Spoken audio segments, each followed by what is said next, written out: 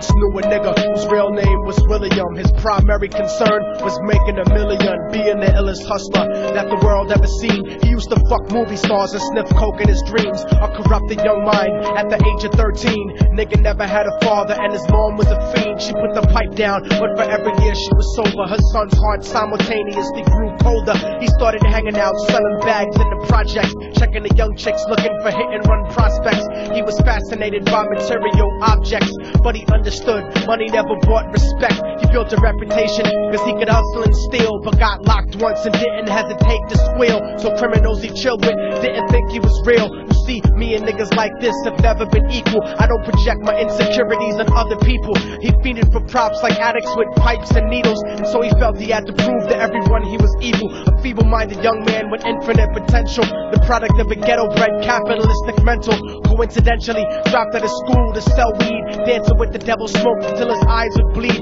But he was sick of selling trees and gave in to his greed.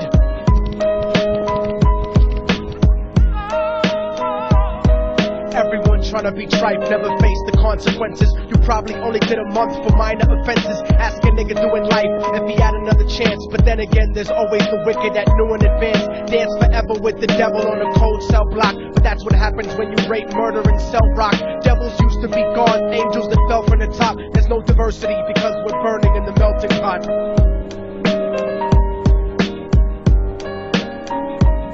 So Billy started robbing niggas, anything he could do to get his respect back in the eyes of his crew. Starting fights over little shit up on the block. Stepped up to selling mothers and brothers to crack rock. Working overtime, making money for the crack spot. Hit the jackpot and wanted to move up to cocaine, fulfilling the Scarface fantasy stuck in his brain. Tired of the block niggas treating him the same. He wanted to be major like the cutthroats and the thugs, but when he tried to step to him, niggas showed him no love. They told him any motherfucking coward can sell drugs. Any bitch nigga with a gun can bust slugs. Any nigga with a red shirt can front like a blood. Even Puffy smoked the motherfucker up in the club, but only a real thug can stab someone till they die. Standing in front of them, staring straight into their eyes, Billy realized that these men were well guarded, and they wanted to test him before business started. Suggested raping a bitch to prove he was cold-hearted. So now he had a choice between going back to his life or making money with made men. Up in his sight, his dreams about cars and ice made him agree a hardcore nigga is all he ever wanted to be. And so he met them Friday night at 2:45.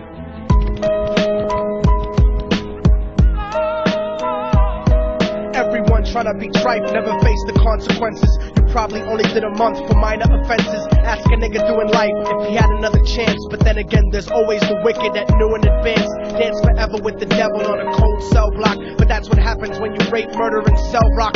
Devils used to be gods, angels that fell from the top. There's no diversity because we're burning in the melting pot.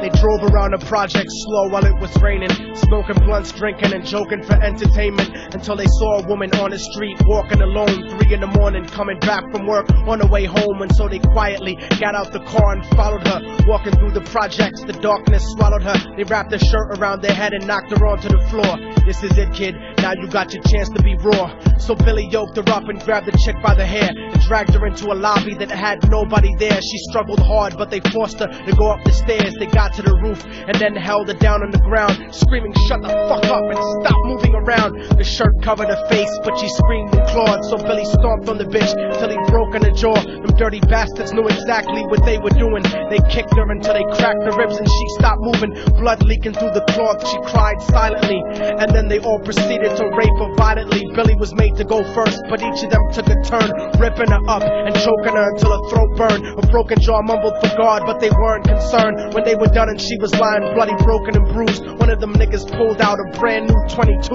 They told him that she was a witness for what she'd gone through, and if he killed her, he was guaranteed a spot in the crew. He thought about it for a minute, she was practically dead, and so he leaned over and put the gun right to her head.